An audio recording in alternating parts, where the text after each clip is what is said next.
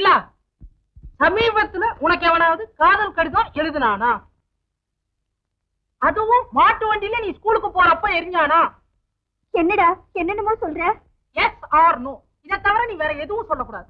அவன் எரிஞ்சிருக்கான், அதை எடுத்து நீ ஜப்காத்துல மறைச்சிருக்க. உனக்கு இதுல யாரா சொன்னது? வேற யாரு? எந்த முண்டம் எரிஞ்சிச்சோ அந்த முண்டம் தான் சொன்னிச்சு.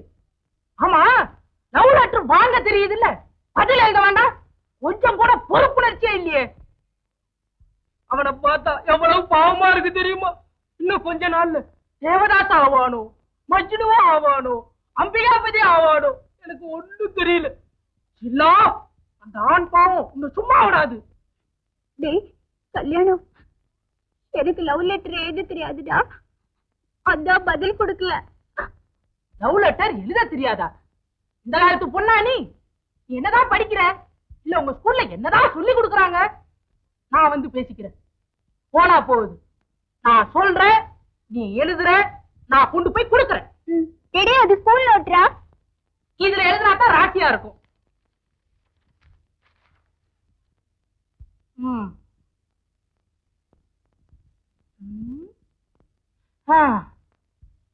என் உயிரினும் இனிய.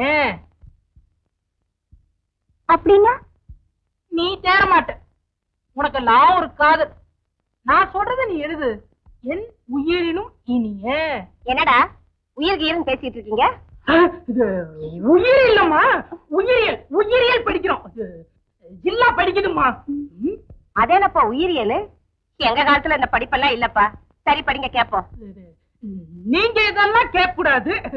ஜில்லா மாத்திரம் தனியா படிக்கணும். அது என்னப்பா அப்படிப்பட்ட படிப்பு? அது அப்படித்தான் அப்படித்தான். ஜில்லா நீ போய் படிமா.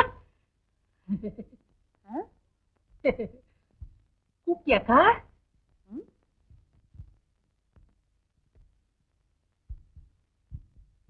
இப்ப என்னடா பண்றது? நீ அவனுக்கு பதில் லெட்டர் எழுதி கொடுக்கறதுக்குள்ள பல்லெல்லாம் விழுந்து கிழவன் ஆயிடுவான். அது சரி, நீ அவனை லவ் பண்றியா?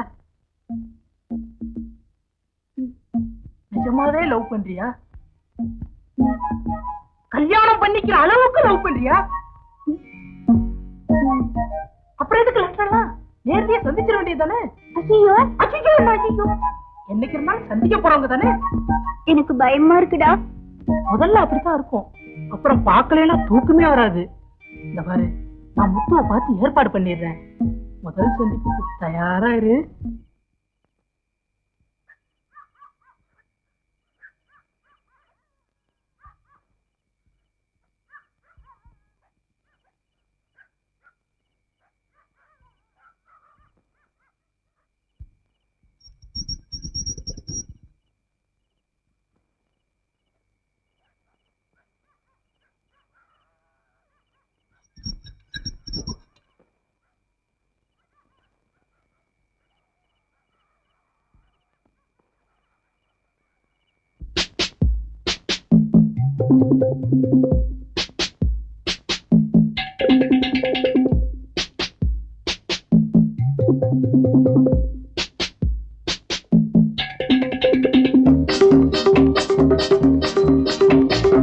ராசாத்தியோ சப்புவே வெட்கம் வெட்கம் ஏனோ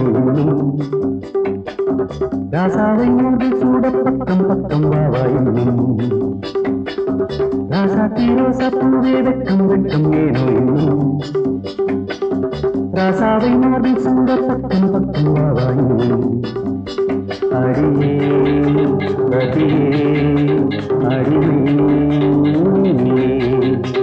அடியே ரதியே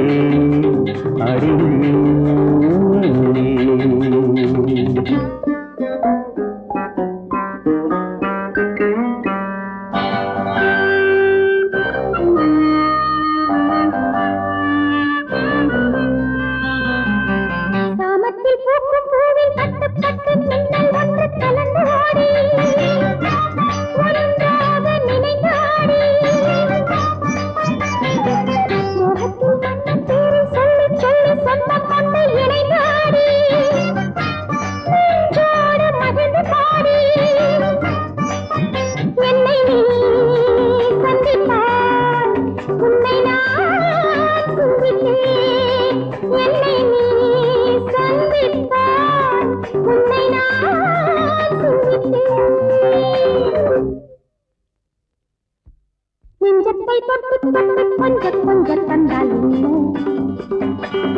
நெஞ்சத்தில் தஞ்சம் கொண்டு கெஞ்ச கெஞ்ச வந்தால் என்ன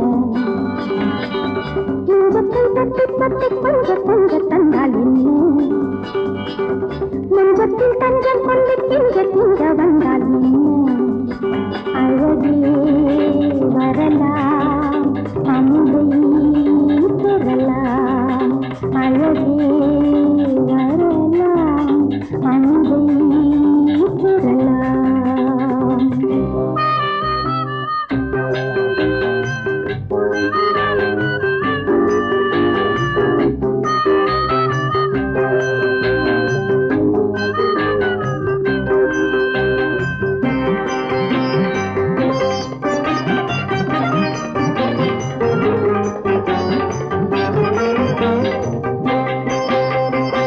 ஆடைக்குள் ஆடும் தேனை எண்ணி எண்ணி வெட்கம் கொண்டு மலர்ந்து ஆடி என் உள்ளே மயங்கி ஆடி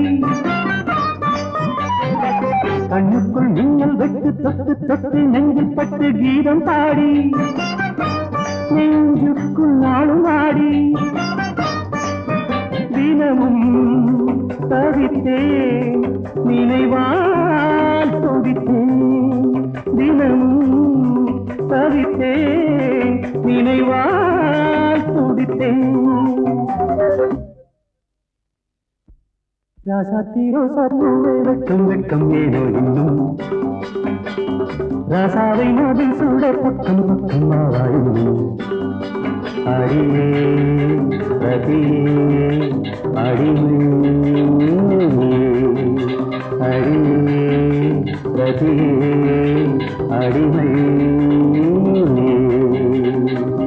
நெஞ்சத்தை தட்டி தட்டி கொஞ்ச கொஞ்ச தந்தால் என்ன நெஞ்சத்தில் தஞ்சம் கொண்டு கெஞ்ச கெஞ்ச வந்தால் என்ன அழகே வரலாம் அன்பை பெறலாம் அழகே வரலாம் அன்பை பெறலாம்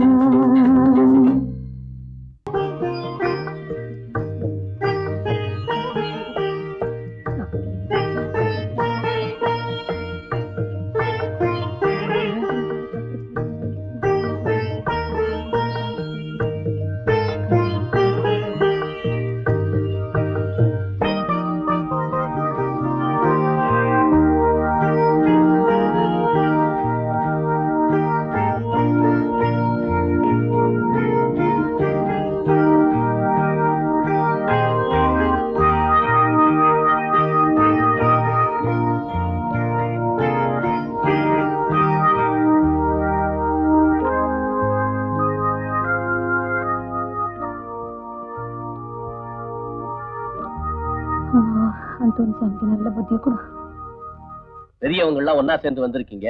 என்ன விசேஷம்? என்ன அப்படி சொல்லிட்டீங்க? உங்களை விடவா நாங்க பெரிய மனுஷங்க? என்ன இருந்தாலும் வயசுன்னு ஒண்ணு இருக்கே. எங்களுக்கு நரைச்ச தலை தான் சொந்தம். உங்களுக்கு 4-5 தலைமுறைக்கு சொத்து இருக்கே. ஒரு முக்கியமான விஷயமா வந்திருக்கோம். என்ன விஷயம்? இந்த வருஷம் கோயில் திருவிழாவை பிரமாதமா நடத்த தீர்மானிச்சிருக்கோம். அதுல உங்க டொனேஷன் நிறைய இருக்கணும். இல்ல, நாங்க 4 பேரும் சேர்ந்து வந்திருக்கோங்கிறதுக்காகவாது இந்த வருஷம் உங்க டொனேஷனை கொஞ்சம் அதிகமா கொடுக்கணும். என்னங்க மருது புது பாத்திரமெல்லாம் வாங்கிட்டு வர்றான், உங்க வீட்டுல இல்லாத பாத்திரமா? இல்ல, குருக்கள் பொண்டாட்டி கூட இங்கதான் இருக்கிறதா கேள்விப்பட்டேன். உங்க அந்தஸ்துக்கு அவங்க இருக்கலாமா? கழுதைய புரடிய புடிச்சு வெளியே தடுறத விட்டுவிட்டு.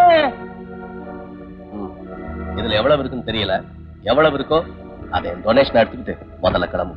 இல்ல, எந்திரிச்சு வெளியே போங்க.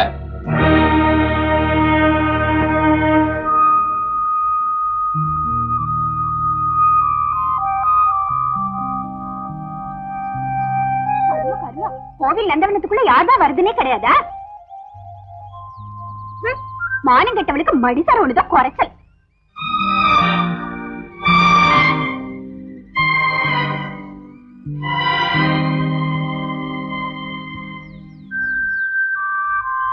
போறா பாரு, குருக்கள் பொண்டாட்டியா இந்த ஊருக்கு வந்தா இப்ப அந்தோரி பொண்டாட்டியா வெக்கம் இல்லாம வாழ்ந்துட்டு இருக்கா. இதெல்லாம் எதுக்கு உயிரோட இருக்கணும்? செத்து தொலை வேண்டியதானே.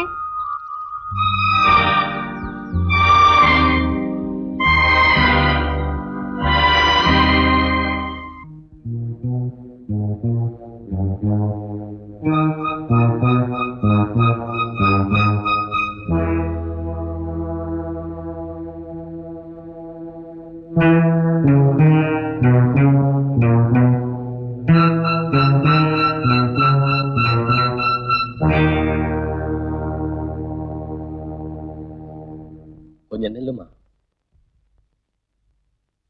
இன்னும் எத்தனை நாளைக்குமா இங்க இருக்க போற?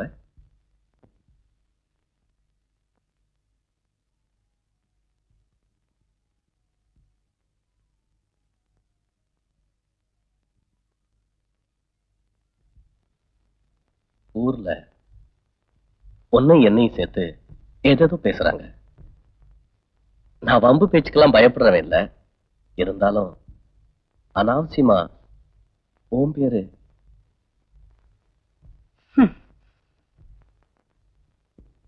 இந்த சிரிப்புக்கு அர்த்தம் புரியுது.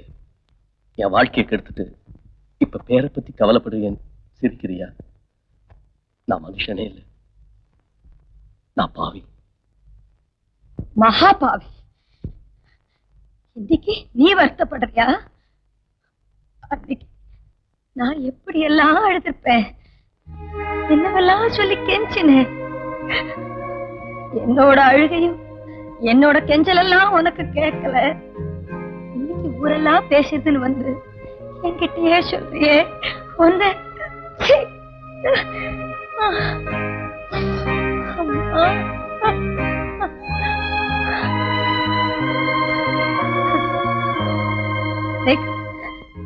எனக்கு தெரியாம தான் கேட்கிறேன். நான் உனக்கு என்ன துரோகம் பண்ணேன்? சொல்லு, நான் உனக்கு என்ன துரோகம் பண்ணேன்? ஏதோ பாக்குறதுக்கு கொஞ்சம் லட்சணமா பிறந்துட்டேனே, அது என்னோட குத்தமா? கொஞ்சம் வெள்ள தோலோடு இருக்கனே, அதுதான் நான் பண்ண பாவமா? அதுக்காகத்தான் எனக்கு இப்படி ஒரு சிக்ஷை கொடுத்துட்டோம். இந்த மாதிரி சிறையில காலம் பூரா இருக்கும்படியா பண்ணிட்டியா?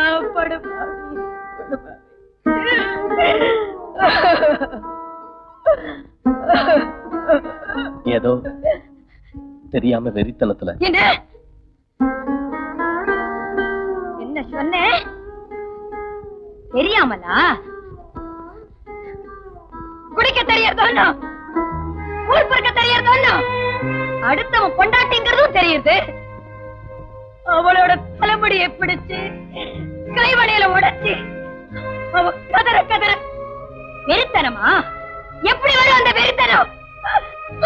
இதுவே உன்னோட அக்கா தங்கேண்டா, அவளும் என்ன மாதிரி நன்னா இருந்தா, பாக்கிறதுக்கு வெள்ளைய அழகா இருந்தா, இந்த வெறித்தனத்தை அவட்டையும் காட்டுவியா? சொல்லு. தங்க என்ன ஒரு நீதி, அடுத்தவன் பொண்டாட்டினா இன்னொரு நீதியா? உன் குடும்பத்துல இப்படிதான் எல்லாரும். ஐயோ, என்ன மன்னிச்சிடுமா. நீ இந்த சிறையில் இருக்கிற ஒவ்வொரு நிமிஷமும் நான் செத்துக்கிட்டு இருக்கேன். நான் செஞ்ச பாவத்துக்கு பரிகாரமா உன் புருஷனை தேடி கண்டுபிடிச்சு அவர்கிட்ட உன்னை ஒப்படைக்கிறேமா.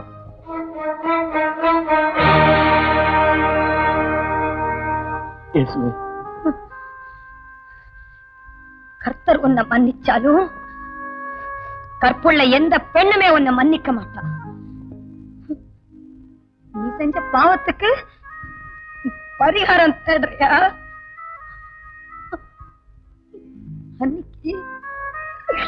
அன்னைக்கு நீ என்ன தொட்ட போது நான் எப்படி எல்லாம் துடிச்சேன், சித்திரவதை அனுபவிச்சனே. அதே மாதிரி சித்திரவதையெல்லாம் நீயும் அனுபவிக்கணும். நான் சாகர வரைக்கும் இந்த ஆத்தை விட்டு போக மாட்டேன். நான் உன் கண் முன்னால நடமாடிண்டே தான் இருப்பேன். நீ என்ன பார்த்து பார்த்து நீ துடிக்கணும். அதுதான் நீ செஞ்ச பாவத்துக்கு தண்டனை. நீ இந்த தண்டனையை அனுபவிக்கணும். நீ அனுபவிக்கணும்.